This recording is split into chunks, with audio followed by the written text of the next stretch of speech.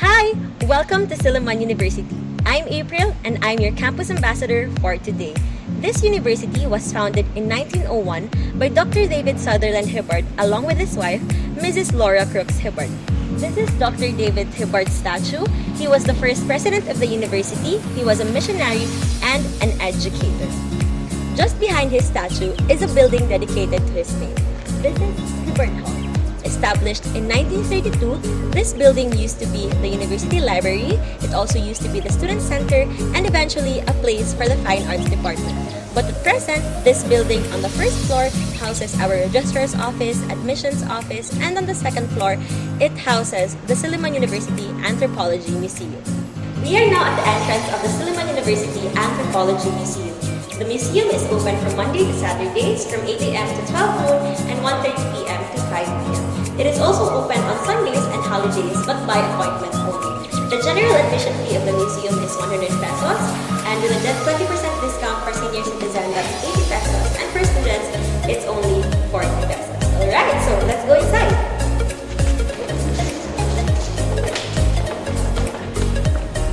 The Silliman University Anthropology Museum was founded in 1970 by Dr. Hubert Reynolds. Dr. Reynolds was a former anthropology professor of Silliman and he wanted to form the museum to house the collection of the Cultural Research Center that started in 1964. So the artifacts that we have here are dated from 500 to 200 BC.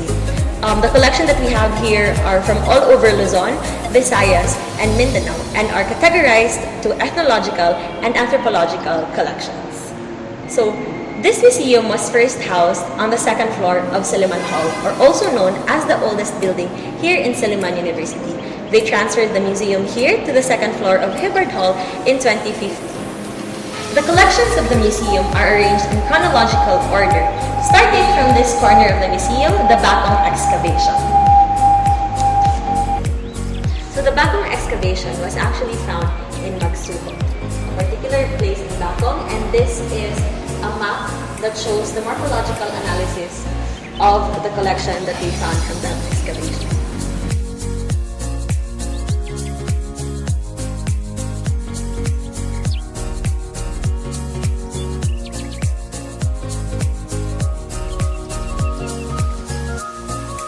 The earthenware found in this collection is called the Bakong Typeware, named after the place Bakong. It's been said that the place was inhabited in between 200 BC to 900 AD, or also known as the Iron Age. So that was even before the age of ceramics. As you can see that the artifacts found in this excavation are earthenware with no hint of Asian ceramics. The display has 141 pieces that are categorized into 5 morphological categories. The 5 morphological categories of this collection are round bottom vessels, ringed bottom vessels, open bottom vessels, morphological vessels, and massive jars. Over here, we have secondary burial jars. The skeleton that we have here are authentic and we call them secondary burial jars because the bodies are laid to rest or are buried or are placed on top of the mountains to decay, and afterwards they will be excavated and transferred to massive jars, or as we call the secondary burial jars.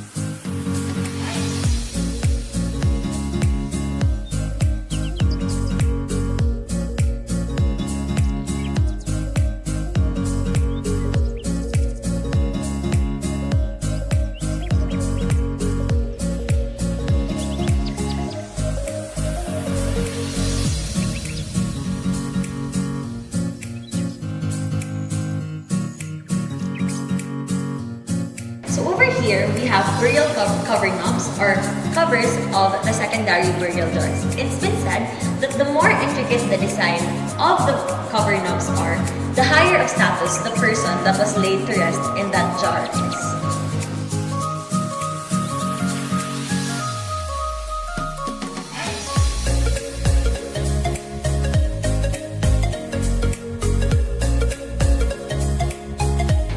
boat terracotta, also known as the soul boat. It's been said, there's an ongoing belief that when we die, our souls actually traverse to the next life through the boat, hence the terracotta.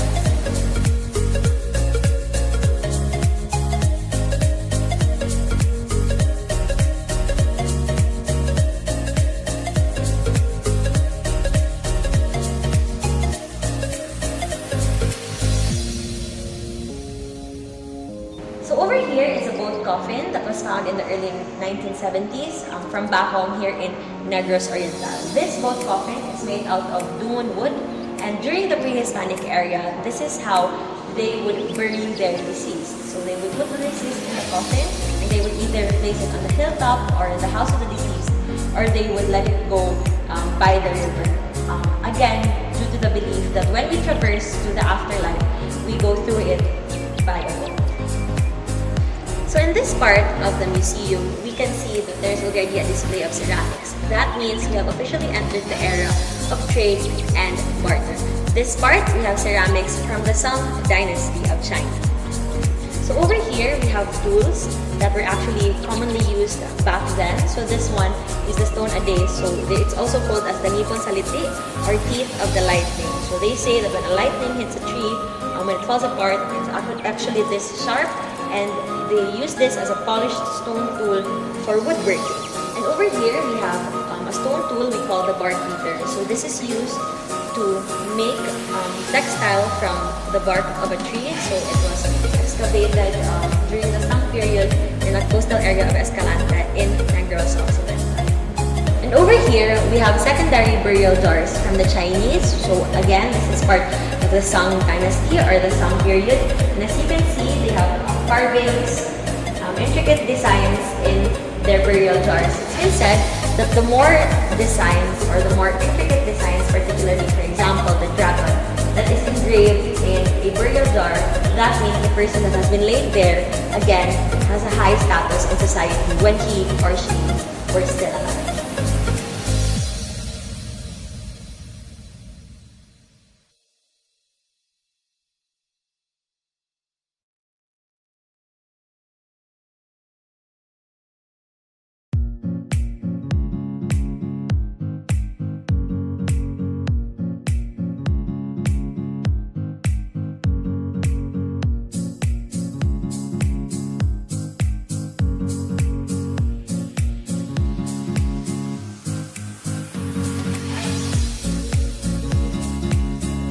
During the pre-Hispanic era, there was a belief that death was actually an opening to a new life. Because of that, the family of the deceased would actually ornament the deceased with as many ornaments as possible, so that would help elevate their status in the afterlife. And because of that, we have grave goods that we found during excavations. So for example, these grave goods are ornaments found in burial sites in Negros. We have accessories such as bracelets and beads that are made of shells or metals to again verify the claim that people during the pre-Hispanic era actually believed that they should ornament their dead to help their status in the afterlife.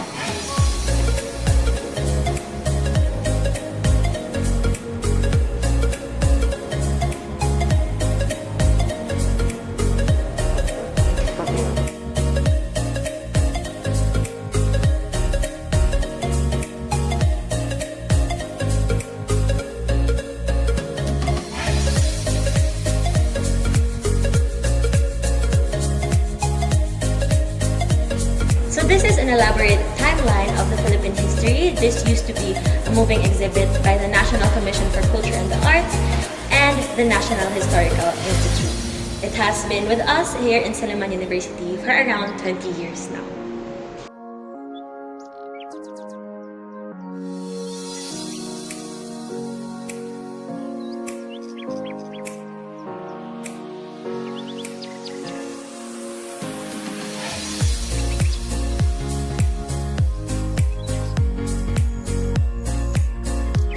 Over here, we have ceramics from the Qing period. So ceramics from the Qing period are usually blue and white and are adorned by designs, especially Chinese characters. So for example, this particular plate from the Qing period, we can actually say that it depicts a story.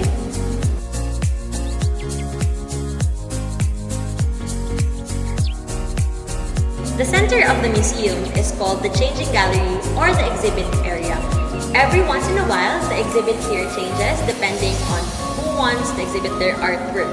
Right now, the exhibit we have is called Pusod ng Dagat. It exhibits paintings of the different marine lives that we have here in the Philippines.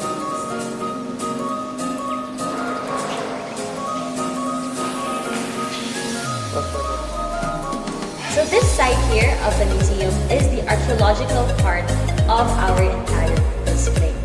Here we have a collection of semi-precious stones donated by Miss Liana Basmayer-Davis, who finished her Bachelor of Science in Elementary Education in General Education in 2006 here in Silliman University. She was actually Miss Education in 2001 and she became Miss Dumaguete in 2002 as well. So from a very young age, she has this hobby of collecting various stones, and she's currently a registered veterinary technician.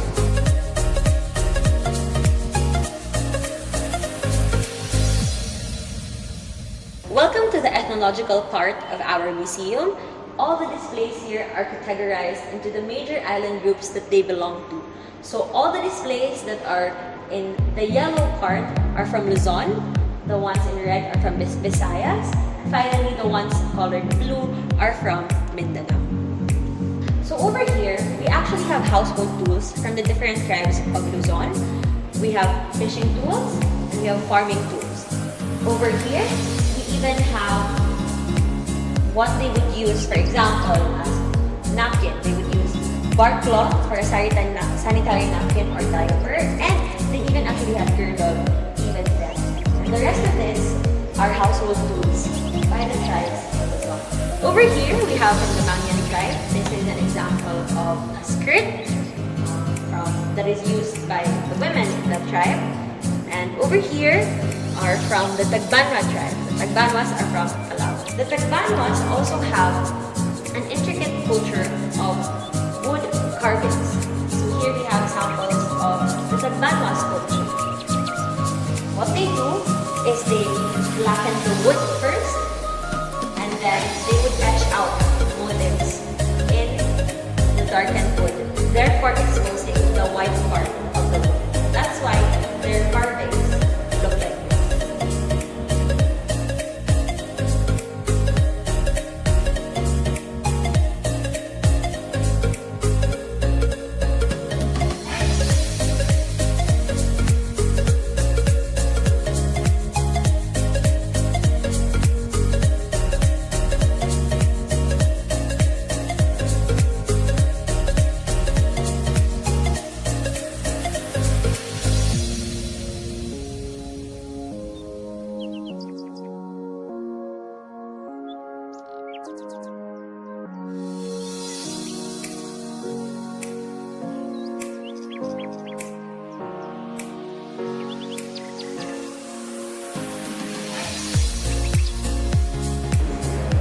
Now this part here are from the Visayas.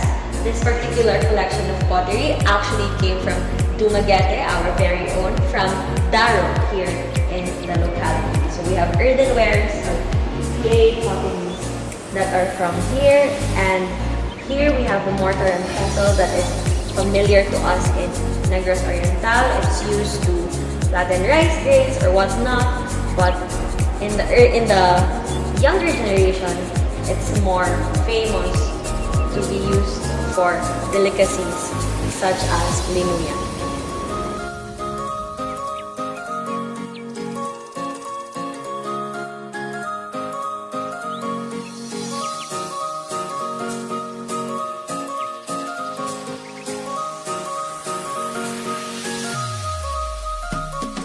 Alternative medicine or herbal medicine is also something that's largely practiced, especially in the Visayas. Here are displays of medicinal plants or bark of trees that are used for particular diseases. Apart from that, there are also counter medicines to sorcery or any curses that are imposed upon a person. So here here we have, for example, the lana, which is used to treat ailments due to buyag, by evil spirits. We also have the menasa over here that is made out of tiny chips from 3,500 medicinal trees that's used as medicine or protection from sorcery. But the precautionary defense against sorcery is we have lana. Okay. And if we have the medicinal parts over here, these displays are also what are used for sorcery or any other form of cursing. So, for example, we have this one, the haplit, or it actually follows the concept of a voodoo doll. And for example, this skull over here we have, if you tap the skull 3 times, that would actually cause the person to have hemorrhage. And one very famous part, or one very famous product from all the sorcery and belief in magic is we have the love potion, or the gayuma, that's actually made to believe that when you use this, you will win the heart of whoever you're affectionate with. Okay. So in the Visayas, we have this concept of buyag, wherein we believe that every single person has different energy levels or energy statuses. So if someone of a higher energy status complements you, then that would cause you an ailment. So for example, if a teenager would complement a baby and you would not see buyag, then that would actually cause the baby to have ailments. And that's the concept of where the buyag comes from.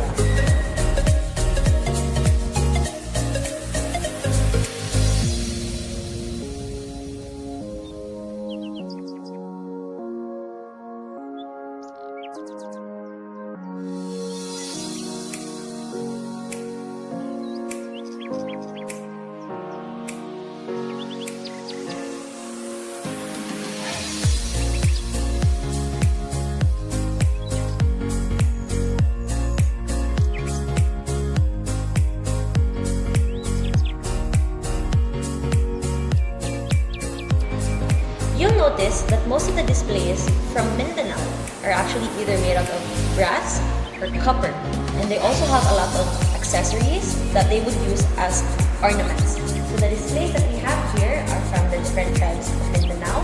So this one, for example, is an iron that's used to flatten clothes, and here we have different accessories from the Balaan tribe.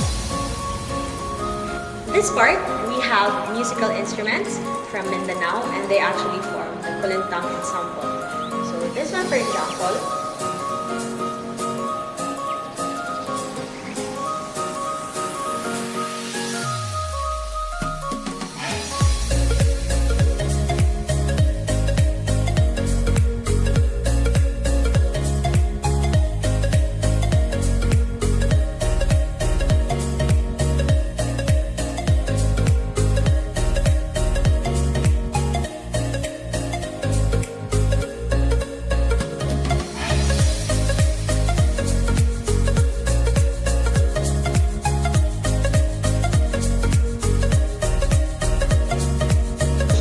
textile from Mindanao. We have Muslim wedding curtains, and this one is mat. We are now about to enter the Sultan Umar Kiram collection, the Uyaan Sultan of the Onayan Sultanate of Lanao, Philippines.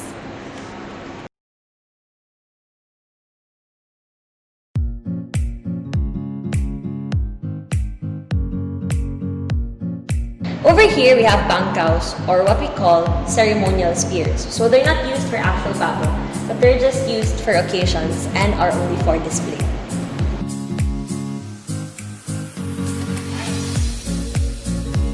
So these are also ceremonial artifacts, so they're also just used during occasions. So we have a wooden shield, we have a tobacco wooden container over here.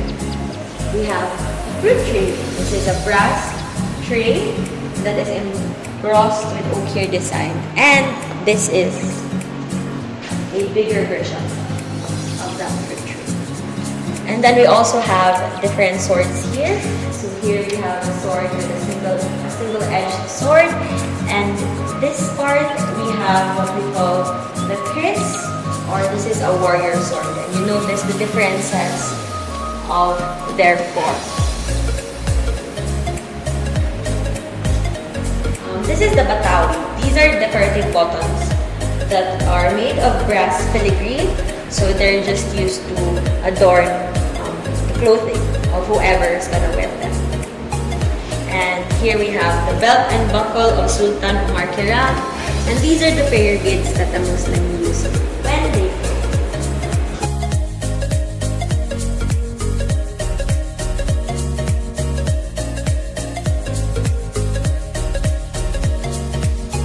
And then over here, we have decorative jars. And the rest of what we have here, for example, this is a brass container for pickled shoe. So these are, we have brass made things, and these are brass made cannons as well. They're ceremonial as well, so they're not used for their actual work. This is a ceremonial cannon as well. And here we have ceremonial swords. So this one, the biggest one, is 10.5 feet. It's said that they usually place this on the gate or on the front of wherever the ceremony is going to be held. And this is adorned with American silver coins. The handle is made from copper and brass.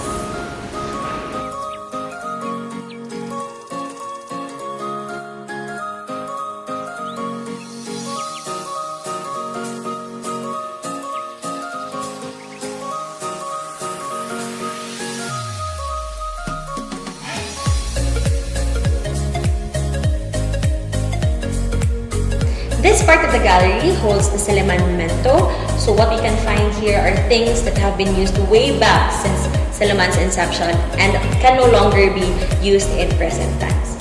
For example, here we have an adding. We have a check writer used back then. And then we have a slide projector. Here we have the original balusters of the Silliman Hall, particularly on the observation deck of Silliman Hall. We also have a Coleman portable projector here, and we have the different commemorative plates of Silliman. Here, we have microscopes. Actually, they're horseshoe-based microscopes, and they're actually still functional even now. But we can't use them anymore because we have more advanced microscopes now. But these microscopes were acquired during the chairmanship of Dr. James Chapman in the biology department, and that was between 1916 and 1946. Over here is McGuffey's first eclectic reader. This is a copy of the first book used by Mrs. Laura Hibbard to teach the original students of Silliman Institute the English alphabet. On this side, we have a photocopy of the contents of the book.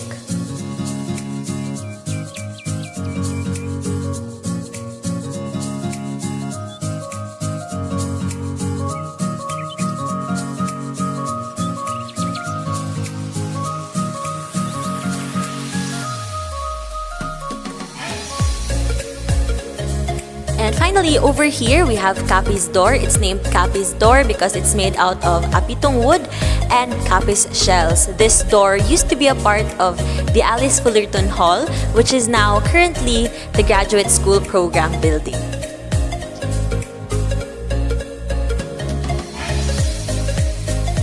This is an original view from the Silliman Hall that was recovered. This one here is a birthing chair from Africa, so this is where they sit to give birth, and this is a bangka to show the means of livelihood of the early Filipinos. Since we're an archipelago, fishing is really our main source of livelihood here in the country. That's the bangka.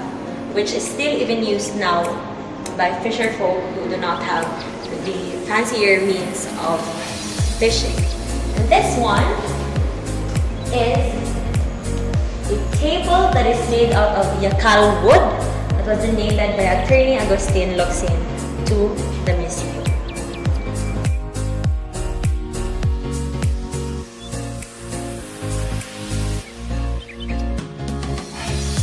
Apart from the collection that we have here in the museum, we also have other facilities. We have a conference room, we have a library, and we have a laboratory here. We even hold an office here. So this is the office of our museum curators. Our assistant museum curator is Professor Christine Batiles, and our museum curator is Professor Cornelia Cadellina.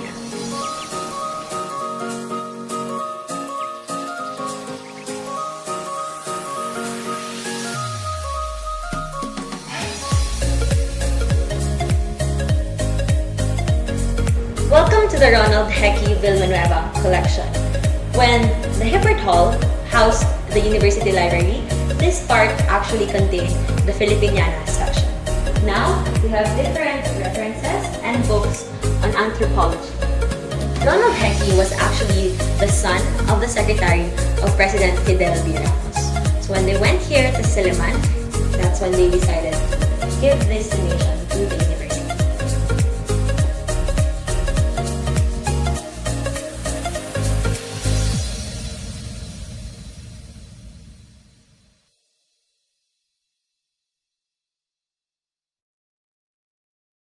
So this part is not open to the public, but it can be used for meetings and conferences, especially of the curators of the museum. So this is the conference room of the museum. When the university ushers in guests, we usually hold them here or we have important plans here.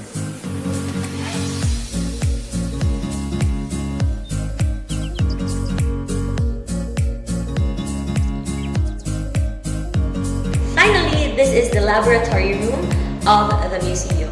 So this is where collections are curated or are prepared before they are displayed, and there are also classes that are held here.